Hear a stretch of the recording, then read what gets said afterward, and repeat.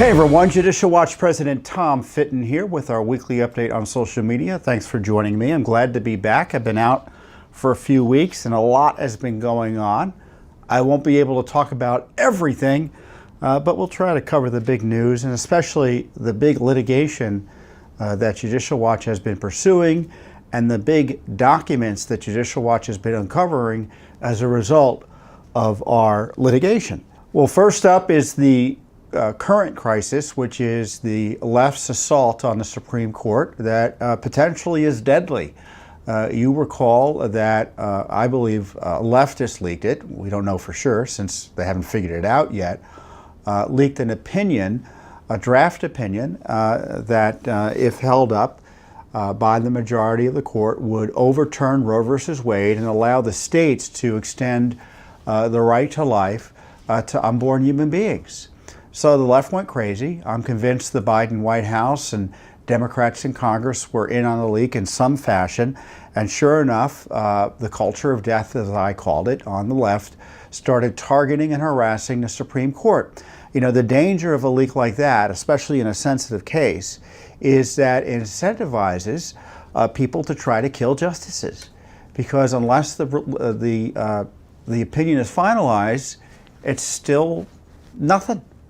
So if you have a 5-4 decision, for instance, attacking one of the justices or incapacitating or killing them could result in the decision being changed or the outcome being changed. And so the left started protesting outside the homes of Supreme Court justices in violation of federal law. Federal law prohibits individuals from protesting and trying to pressure federal court judges and justices on matters before the court. Obviously, it's an intimidation campaign in violation of the law. Now, Garland's Justice Department has refused to enforce the law in that regard. The Biden White House has encouraged these protests outside of the homes of justices, even though they are illegal, intimidatory, and carry with them the air of violence. And just this week, it turns out that a disturbed individual came all the way from California to Maryland to where Justice Kavanaugh lives with a gun and other equipment to try to kill Kavanaugh. And he was also planning suicide. Now, thankfully, the police stopped it because the guy said, look, I want to kill Kavanaugh. He called police on himself. He was suicidal. And if there wasn't security outside of Kavanaugh's home initially, who knows what would have happened. So we had this intimidation campaign, this attack on the Supreme Court, and sure enough, surely as night follows day, you had a attempted assassination of a Supreme Court justice. Now, what should be done? Obviously, those who continue to protest outside the homes of the Supreme Court justices should be arrested. It's not enough to provide security. You know, and those of us here in D.C., you know, these justices are our neighbors. And just don't think if you're a leftist, oh, don't worry about it. Those are only those nasty conservatives that need to be concerned about. Oh, no, all justices should be nervous about this. And if I were the court, again, I would release immediately the majority opinion, which evidently is still the majority opinion, and just get it out there to take this deadly pressure off the sitting justices. Because as I said, if you kill one of these justices or they die in an untimely way, the final result can be changed, and that is a perverse and dangerous incentive. Also, the court should release and update the American people on its investigation. What's going on? Are justices cooperating with it? Are clerks cooperating with it? Now, internally, supposedly internally, the Supreme Court is investigating this. I think it's the clerk of the court or the marshal of the court, excuse me, was tasked by Chief Justice Roberts with investigating this. Now, you know, that's kind of a politicized investigation in the sense that, I don't mean it in the traditional way, but in the kind of the core issue, is that, you know, the Chief Justice doesn't have power in the traditional sense that you might think that flows from his title. He is the first among equals on the court. So the other justices may not want to cooperate, or clerks I don't know what the legal process is to require their cooperation or other court personnel. What's going on there? So, I mean, we've had hearings this week. The kangaroo court put on by the Pelosi rump operation, the rump 16 operation, is talking about the attack on democracy and sedition and all of that in their really continued impeachment effort against Trump and all of his supporters. And in the meantime, we have this coordinated effort to attack the Supreme Court of the United States, one of our three branches of government. And it's not only attacking the court, it's obviously attacking our constitutional system and our constitutional republic. And it's ongoing, and it's being endorsed by the Biden administration. The Justice Department is complicit in refusing to enforce the law that would protect these justices. And even the Senate, I think they passed 100-0, a bill that would increase the security and expand security protections to the family of Supreme Court justices, the families of Supreme Court justices, because they typically aren't covered. And Nancy Pelosi's House has refused to move on it. It's been weeks. So these are dangerous times. Now, Judicial Watch is conducting independent investigations, but we're afraid what's going to happen in the meantime. This is a law enforcement issue. My understanding is, based on a report, I think it was the Washington Post that reported, after this guy called the police on himself, it took the police 7 minutes to get to him. Who knows what could have happened in that 7 minutes? Kavanaugh's family was reportedly at home when the guy showed up outside of his house with a bag full of equipment, including a weapon, to try to kill him. So these are dangerous times for our republic. And of course, there are going to be other big opinions coming down from the court, including an opinion on Second Amendment issues that most observers expect to expand Second Amendment protections, opinions on religious rights issues that are also going to be controversial. Who knows? Also, there's expected opinions on race-based admission policies in Harvard and such. Judicial Watch has amicus filings there, friend of court brief filings there. So the left has lots of reasons to be agitated. And now the court is under attack in a way that's never been under attack in modern history.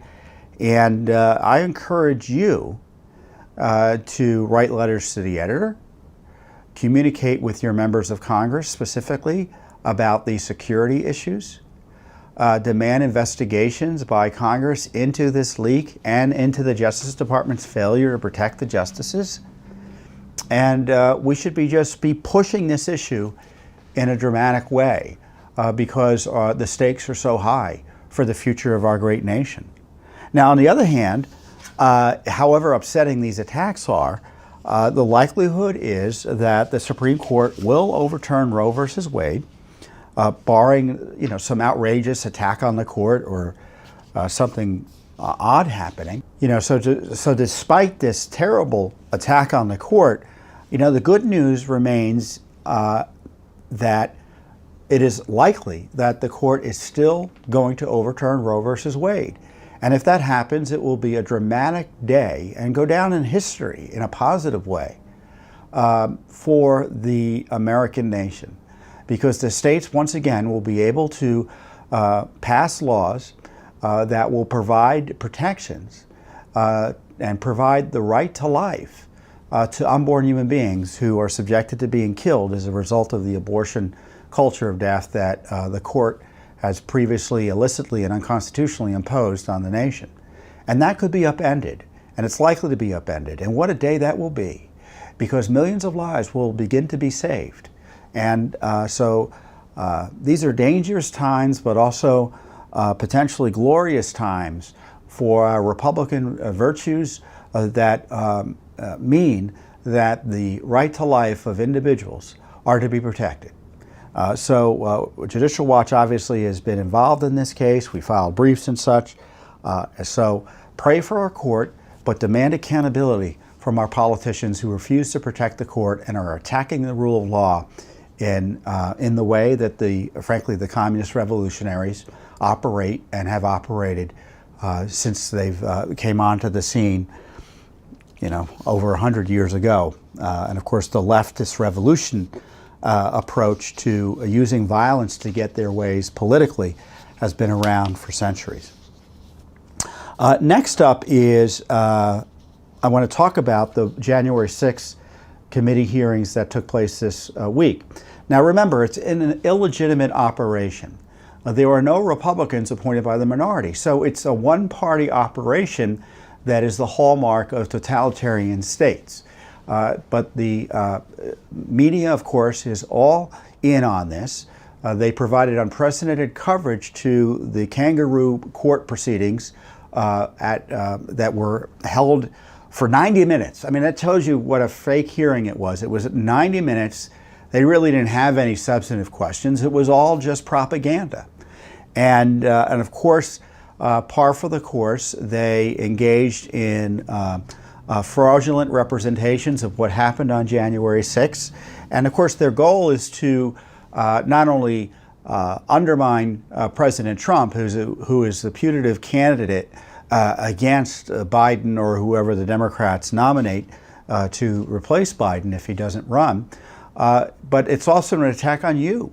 If you're concerned about elections, their thinking is you should be suppressed and, where possible, jailed.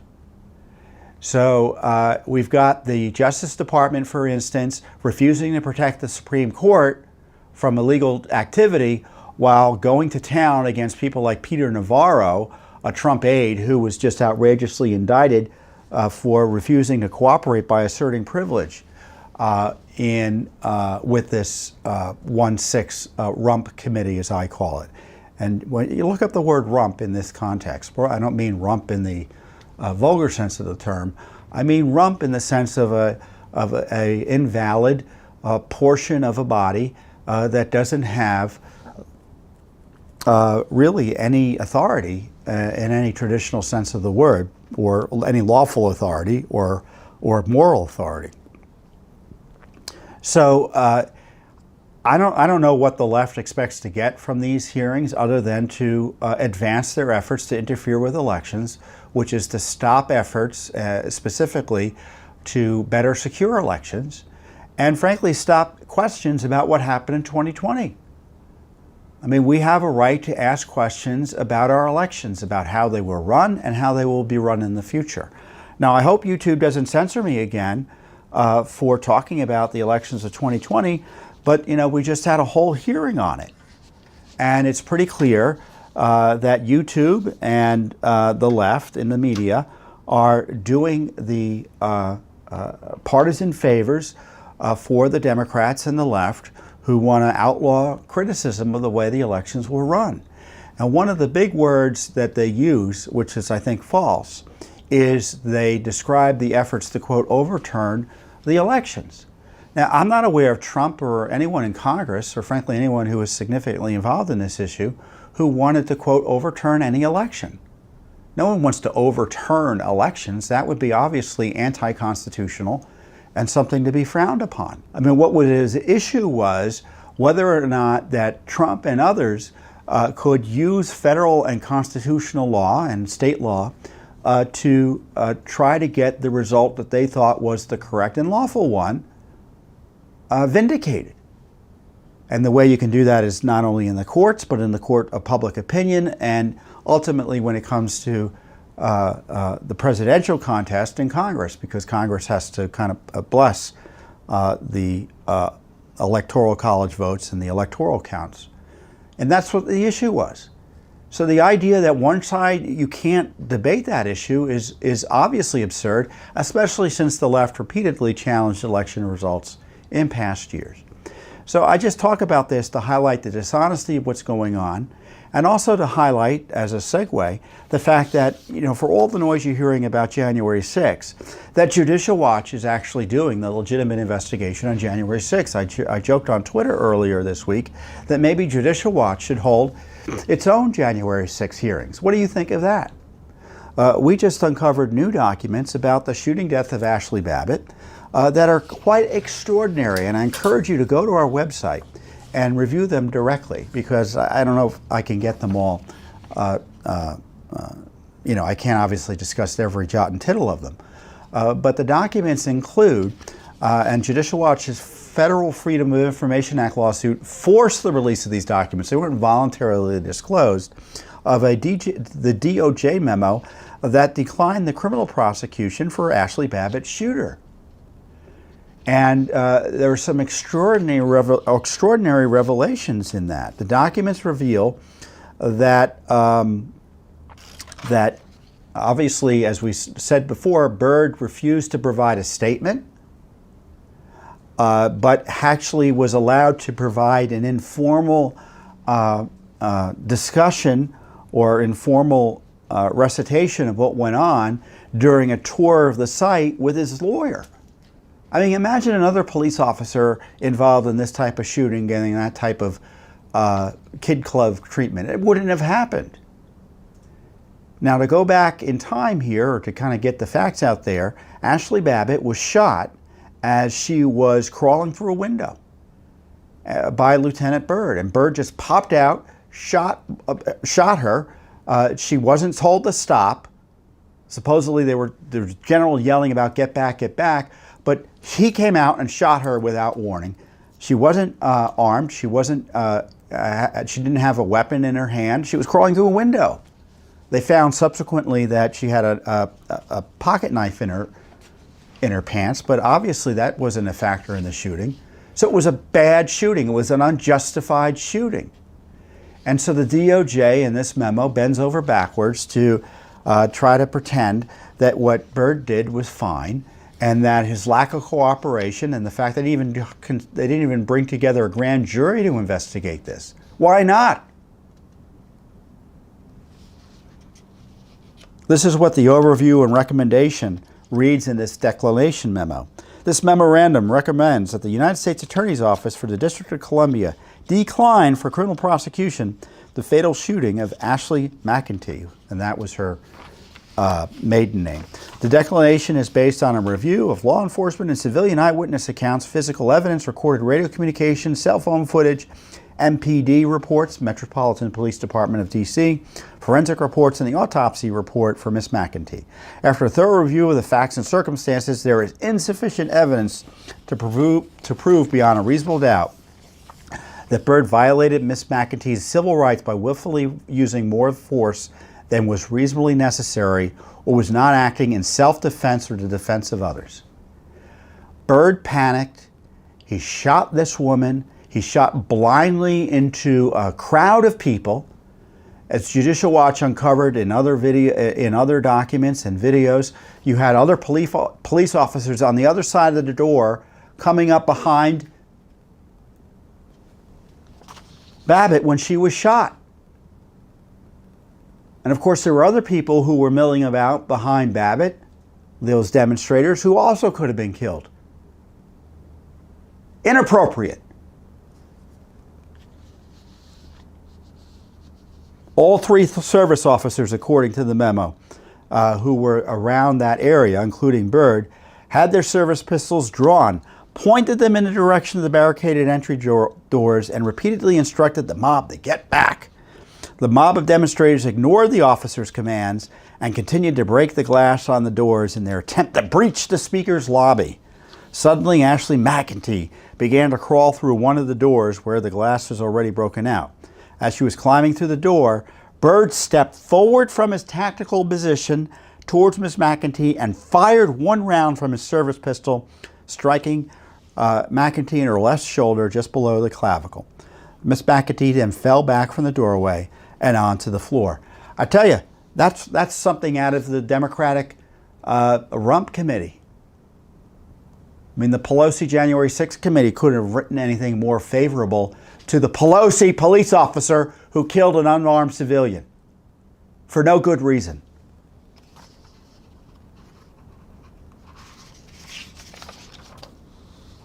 Now, what's really interesting is Byrd did not create any police reports or documents relating to the incident and did not provide an official statement regarding use of force, though he did, quote, voluntarily debrief and walk through the scene with his lawyer. Now, incredibly, there's a evidence bag that Byrd signed off on that's missing. So this is what we found. He didn't write the report. He was allowed to voluntarily debrief, which is obviously a favor, and evidence went missing that he was responsible for. No harm, according to the Justice Department. And of course, the police department of Nancy Pelosi did nothing about this shooting either. This is what Byrd said, according to the report in his voluntary debrief. Byrd heard glass breaking and saw some of the items used to barricade the doors being pushed down. Lieutenant Byrd continued to tell the rioters to get back, get back. Byrd then saw a rioter with a backpack on start to climb through one of the broken glass doors. Byrd saw the rioter, quote, as a threat, so he stepped forward from his tactical position and fired one round at the rioter. The rioter fell back out of the opening, and Byrd eventually stepped back into the seated area of the speaker's lobby before confirming to other officers that arrived on the scene that he was the one that fired the service weapon. Incredible. No charges, no significant questioning. The fact remains Ashli Babbitt was unarmed. The officers around Byrd saw that she was unarmed. Byrd provided no specific warning to Babbitt. Babbitt did not present a threat to Byrd directly or even indirectly at the time she was killed. And the only homicide that happened on January 6th was the killing of Ashli Babbitt, an unarmed civilian who was a 14-year veteran of our armed forces. And also, which I think is very interesting in this document, there's a use of force history that Byrd had an issue with. Byrd had one prior use of force matter that was originally sustained by the U.S. Capitol Police, but after Lieutenant Byrd appealed, he was found not guilty by the Disciplinary Review Board. Boy, I'd like more details on that. Wouldn't you? Wouldn't the media? Wouldn't Congress? But because Babbitt was of the wrong political class, it's okay. When you look what happened in the prosecution of George Floyd, and when you look at the attacks on the police for shooting individuals and the war on the police, and then you see the left protect Byrd because he shot the right political person unnecessarily, it shows you just how politicized our law enforcement has become and how corrupt the Congress is, that they are allowed their police force to operate with such impunity. Something else that's very interesting is that, and of course wasn't discussed by the January 6th rump operation, is that this declination memos details that Byrd said that due to COVID-19 and other issues, the normal staffing for a joint session was less than half of what Lieutenant Byrd usually had assigned to the House chamber. Think about that. So they had these, due to COVID-19, I'm not sure if they were the restrictions or people were out sick. I don't think there were people out sick. There's no indication of that. But they had half of the people they normally would have had there for security. And of course, if they had better security, they wouldn't have had this unrest. They wouldn't have had this disturbance. Because there wasn't enough security, because there wasn't troops, National Guard troops there and things like that, you had the police take actions that, frankly, riled the crowd up, and some in the crowd saw an opportunity to cause trouble. But when you've got the necessary security, riots and disturbances can be mitigated, or frankly, it's just, they don't even begin. So this is big information that Judicial Watch has uncovered. Again, doing more and thorough and honest work than anything the January 6th committee is doing. So the big headlines here are, Lieutenant Byrd was treated with kid gloves by the Justice Department. Evidence in the Ashli Babbitt killing, evidence that Byrd was responsible for, has gone missing. Another side information that came out was that there was a New York Times reporter, and it's unnamed, who was acting as a confidential witness for one of the January 6th prosecutions or investigations. Isn't that interesting? I thought the media was supposed to be neutral on these matters, but they're happy evidently to cooperate with the Justice Department to get one of those January 6th people, right? Incredible. Also, what was very interesting is they gave us a draft press release, which is unusual because typically we don't get draft press releases. We've litigated about whether we should get draft press releases, and the Justice Department's position has been no, you don't get them. But they had talked about in this press release announcing their decision not to prosecute Byrd. In the original, they used the term crowd repeatedly or group. And throughout there, they deleted and substituted the word mob for crowd and group. Again, showing the politics behind this effort to protect Byrd. And so this is just, again, part of the many January 6 documents that Judicial Watch has been able to uncover, not only on the Babbitt shooting, where we've done more than anyone to uncover the information, but multiple records from the FBI and the National Park Service, but records also from the Park Service, the U.S. Park Service, that showed that the feds and others knew there was going to be a big crowd at the Capitol, and obviously there was not sufficient security. Of course, this is the sort of thing that, you know, an honest congressional investigation would be uncovering, because I was concerned, and we still should be concerned, do they have competent and good security on Capitol Hill? I don't think they do. I don't think the Secret Service gives good security to the White House. I mean, they had the president have to go into a bunker because of the leftist protesters that were threatening to overwhelm security around the White House at one point. I witnessed it firsthand during an event at the White House where they threw the crowd out into the street where all these leftists were out there yelling and intimidating people. It was terrible. And if that crowd had decided to rush the entrances and the gates, the White House would have been breached. So we've got serious security measures and, or security concerns. And the irony is the left isn't interested in that. What they're interested in doing is they're trying to use this disturbance as an excuse, as I say, to suppress the expression of First Amendment protected speech on election matters. And if it means covering up the death of Ashli Babbitt and minimizing it and not giving her justice, they're willing to do that as well. So I don't care what the Rump Committee is going to do, what Nancy Pelosi Committee is going to do. I do know that Judicial Watch is going to continue with the heavy lifting to expose the full truth as best as we're able under the law about what happened on January 6th, which is as much about not only what happened on January 6th in terms of the disturbance, but the cover-up. For instance, we're in court right now. We're waiting for a ruling from the court about Nancy Pelosi's Congress's refusal to turn over any of the January 6th videos under the government's, the public's right to know about what the government's up to. The common law right of public access to government documents.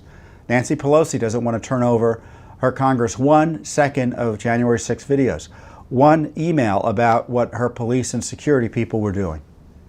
So you've got this unprecedented cover-up, while at the same time, Pelosi and her allies in the Biden Justice Department are seeking to jail people for asserting privileges that are constitutional in refusing to cooperate with that Rump Committee.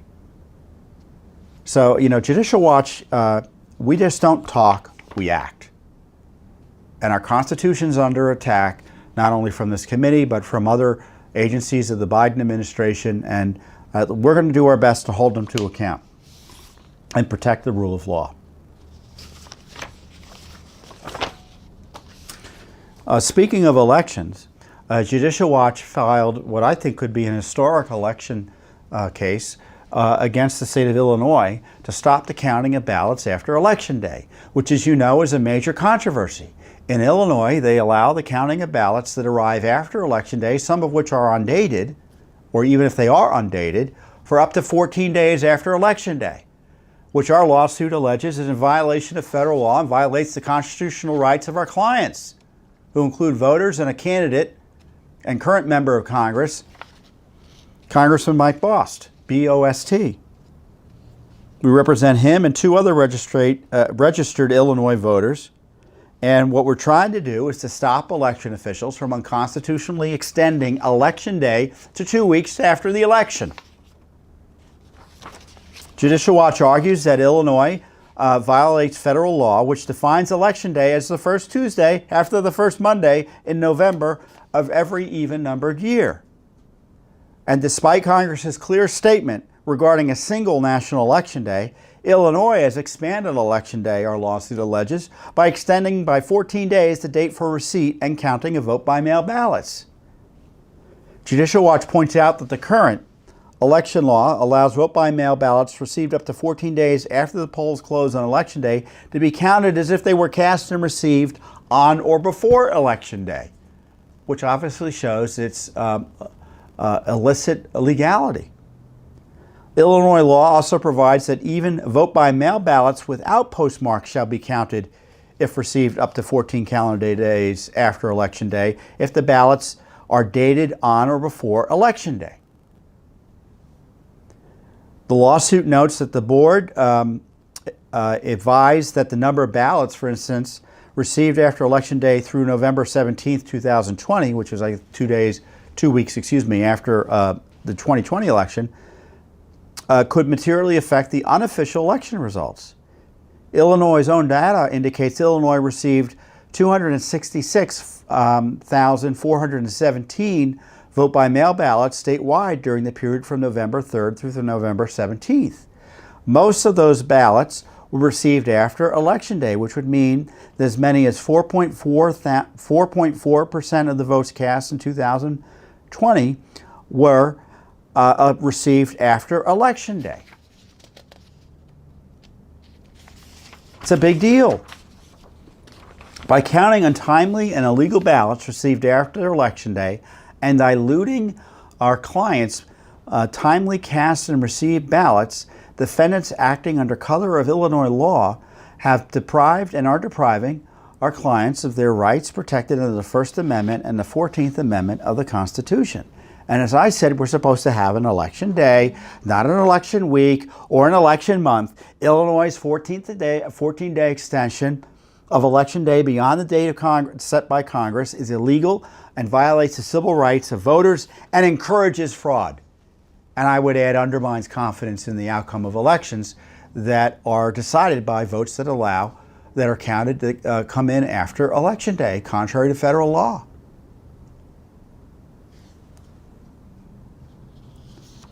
So again, as others, there's this debate about what election law should be, and Judicial Watch is trying to vindicate the rule of law in court.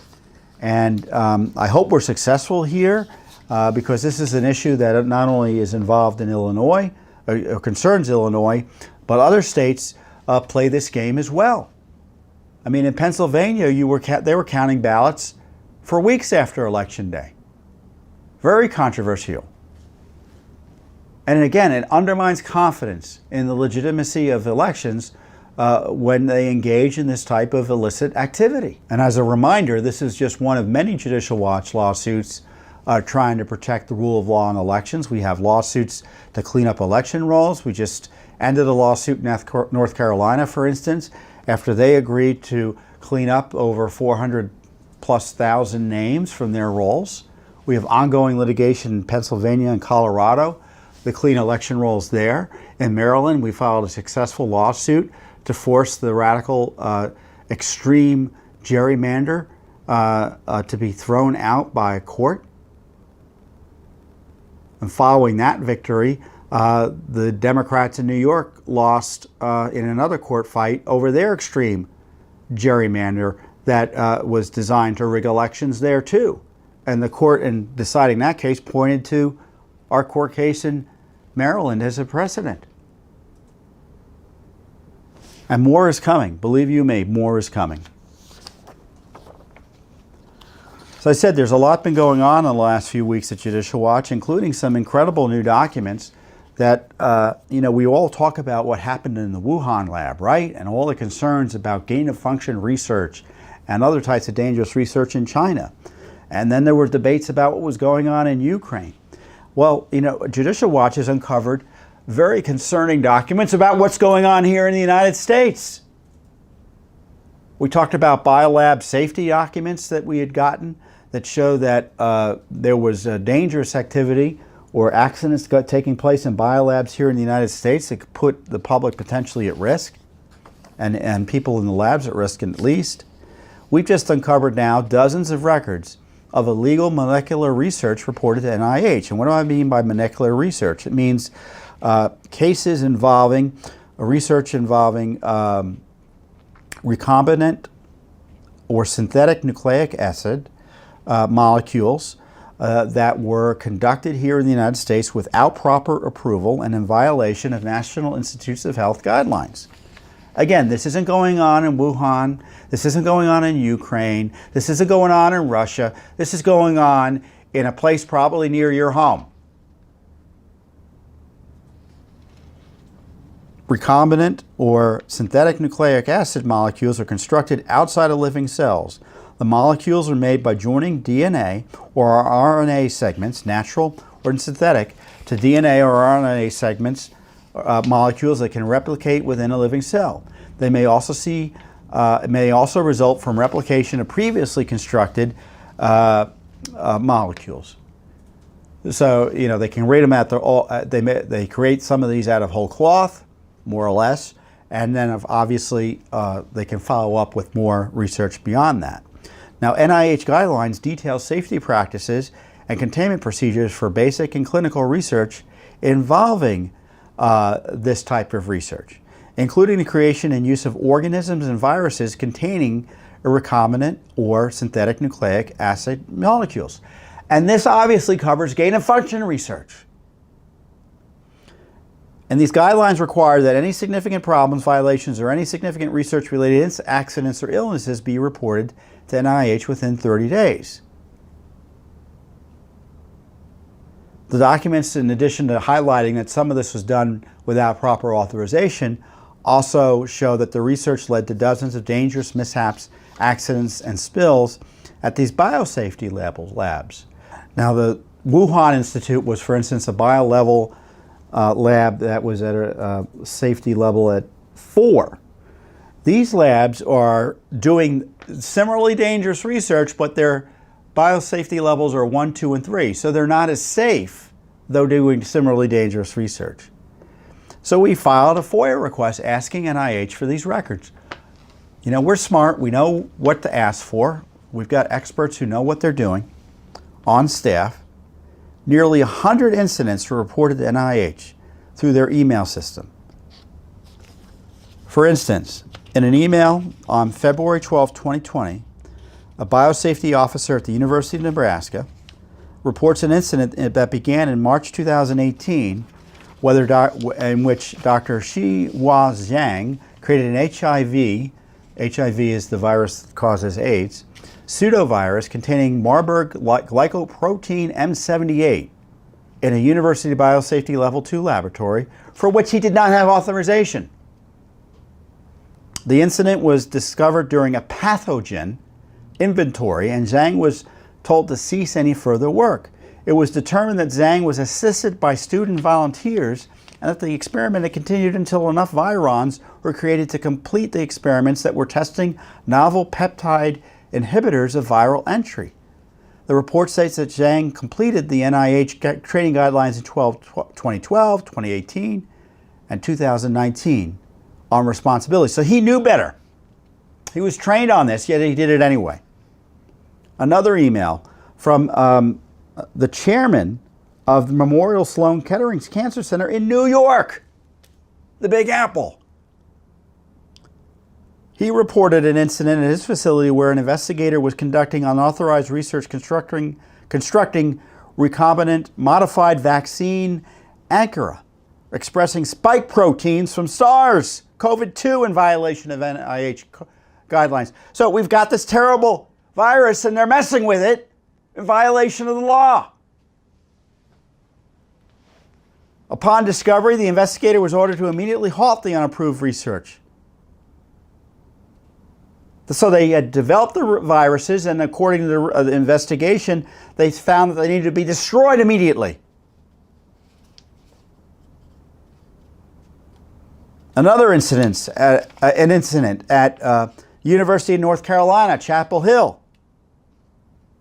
A biosafety level 3 lab incident involved research being bitten by a mouse infected with SARS, COVID-2-2AA. I guess it's a variant. The incident occurred on April 21st, 2020. That led to a 14-day quarantine. So it shows you that there's danger in just working on this stuff. And you could have these accidents that happen where no one's quote is at fault. Maybe there's a safety issue that can be otherwise stopped. But when you mess with this stuff, when you're involved in this dangerous research, incidents like this can happen. You're working with living organisms. You've got, in this case, a mouse. They'll bite. You dealt with mice. They're not as pleasant as the cartoons show. They're nasty little things sometimes. Heck, they're sick with SARS, right?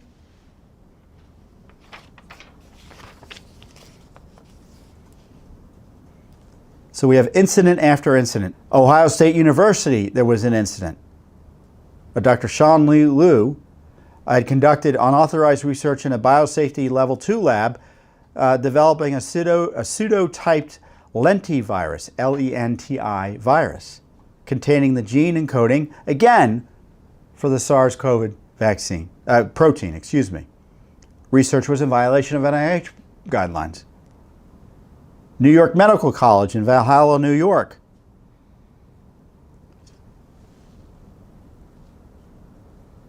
They were submitting false reports back in April 2019 saying certain investigations or experiments were not happening, when in fact they were.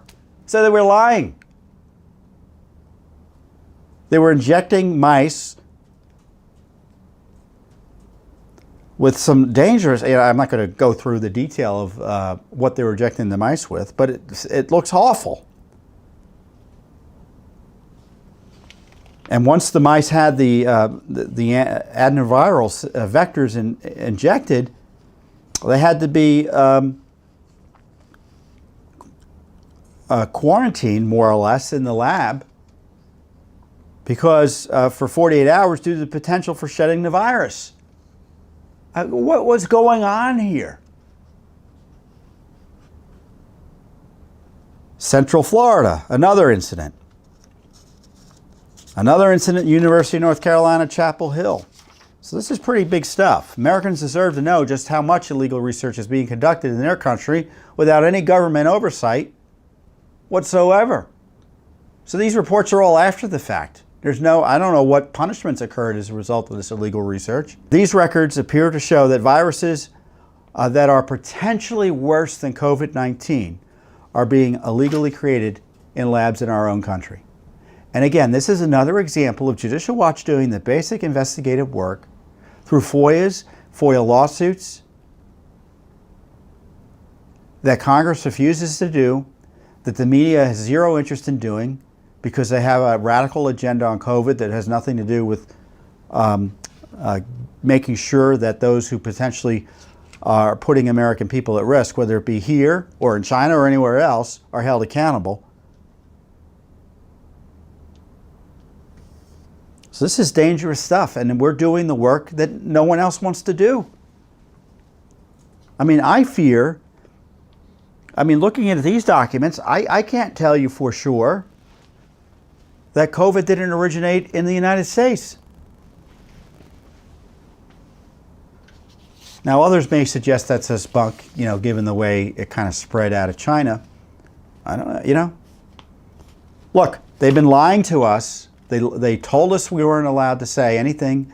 Literally, if I were saying anything about COVID being man-made in China, I would have been taken down by the big tech censors. And it turns out there were concerns about that, and it's still an open question.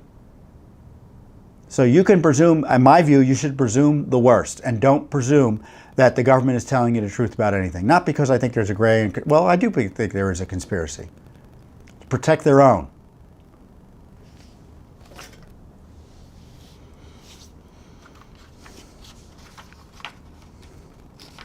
So more is coming. We have ongoing lawsuits about these types of records. We're investigating what Fauci was up to, all sorts of things we're doing. And again, Judicial Watch is second to none in uncovering the truth about the issues of our age, including the most significant flu or pandemic event in world history. I don't know if it's world history. I guess the Black Plague was a lot worse, which I guess is one of the part of the debate. Maybe it wasn't the biggest event in world history. The whole point is, obviously, it affected billions of people, and we're asking tough questions about vaccines, about COVID policies, about how this virus originated, and about whether or not the American people are still at risk as a result of these arrogant scientists who think they can do anything they want without being checked. All of whom seem to have a friend in Dr. Fauci. So I could go on and on about this, but we're deadly serious about this, you can be sure. So one of the other major threats to the American way of life and our constitutional system is this critical race theory, this Marxist theory that seeks to upend our constitutional system, and it's a revolutionary concept that smears America as systematically racist, and they want to indoctrinate our children with this repackaged Marxism. And we are fighting tooth and nail to expose what's going on, to try to protect those who object, and preserve the rule of law that is under attack from the radical Marxist left in this nation. And it includes a lawsuit on behalf of Coach Flynn, Mike Flynn, who was fired. Let me start over, I got his name wrong. And it includes a lawsuit on behalf of Coach David Flynn. I guess he's a former coach, or at least a former high school coach, who was fired in Massachusetts after complaining about this BLM, CRT type propaganda in his daughter's ancient history class. I mean, that shows you how crazed they are. There's nothing that's protected. So he went and complained to the school district, and he got fired as the school district high school football coach in Dean, Massachusetts. And we filed a civil rights lawsuit for him. And unfortunately, the court just dismissed it. I don't understand the court's decision. In the opinion dismissing Flynn's lawsuit, she stated multiple times that Flynn exercised his First Amendment right to freedom of speech when he raised his concerns to the city school committee. This is what she found. A reasonable jury could find that Flynn's criticisms were directed at what he perceived to be the school district's repeated failures to adequately inform parents of the changes to the school district's curriculum and values to address his daughter's concerns. A reasonable jury could find that Flynn's email was sent in his capacity as a parent to the person who convened the meeting, and this is the meeting in which he complained, and in Flynn's view did so with no intention of working through the issues Flynn had raised regarding the curriculum and the teacher's use of the BLM emoji. So the teacher was running a virtual program, I guess, or a school class, and she had BLM logo emojis on for the students. A reasonable jury could therefore find that Flynn's speech was not related to his position as a head football coach, and he spoke predominantly as a concerned parent. The court accordingly concludes that a reasonable jury could find that Flynn's speech was protected speech, which is the whole point of the lawsuit. The right to express such disagreement is at the core value protected by the Free Speech Clause of the First Amendment. Despite that, though, then the court kind of jumped and said that Flynn could be fired because of his criticism of the school superintendent. So the highest appointed official in the school district is immune from criticism from a parent who could be retaliated against by firing, according to this court. Gosh darn it, even the letter firing him makes no reference to his criticism, which was not really all that strong, of the superintendent. Really confused decision in my view. In one assignment, this is the underlying issue, Flynn's daughter was asked to consider various risk factors and mitigating factors that two people, one identified as white and the other identified as black, purportedly might use to assess each other on a city street. So are all these racially charged categories and terms that they were being used to assign to blacks and whites? For instance, police officer was among the risk factors reportedly assessed by the person identified as black. I mean, all this anti-police, racially charged propaganda in his child's class, and he went and complained about it, and he got fired. He followed the rules. He complained about it, as is his God-given right under our Constitution, as confirmed by our Constitution, and he got fired. So we've appealed this decision, and we'll see what happens. But Coach Flynn isn't giving up. He has strong support in the town, and I know his former players and parents and such were furious that he was fired. But this is what's going on. You say the wrong thing, you get fined, you get fired, it doesn't matter. There was a Washington Post reporter who retweeted something. He's a leftist. I don't think much of his reporting. He's an activist. But he got suspended without pay for the Washington Post for retweeting a silly joke. I'm just told the defensive coordinator for the Washington football team, I don't even want to say its name since they're part of the politically correct attack on America by changing their original name from the Redskins. He was complaining about Black Lives Matter violence and comparing and contrasting it with the media and cultural accession on January 6th. And he was just fined for expressing his views there. But if you come out and support a Black Lives Matter, which is a demonstrated record of engaging in violence, it's okay with the NFL. It's okay with all these big leagues, these big sports leagues. This is one reason I don't watch the NFL anymore. It sometimes kills me because I want to watch a Ravens game now and again. But, you know, if you're trying to destroy the country, I'm just not going to watch your game. So this is a major issue. They're attacking our children in our schools. This is going on in the military. We have incredible material coming out on that. And obviously, the CRT, this racialized Marxist attack on our systems is the guiding light, the controlling agenda for the entire Biden administration and the federal government. And of course, the corporations have signed on this, and this could undo the country and destroy our republic. And we're going to fight it any way we can under the law. And we're going to keep on fighting in court. We're going to keep investigating and exposing what's going on. We're going to try to protect our kids, protect their parents, and frankly, protect our military and our society at large from this attack on constitutional government that's supposedly supposed to treat everyone equal under the law, as opposed to attacking people based on race and other inappropriate characteristics. So a lot going on here at Judicial Watch. I covered it all. I'm glad to be back here reporting to you, and more, as I say, is always coming. And I encourage you to support Judicial Watch. You know, I went through today some extraordinary material that no one else in the country is able to uncover.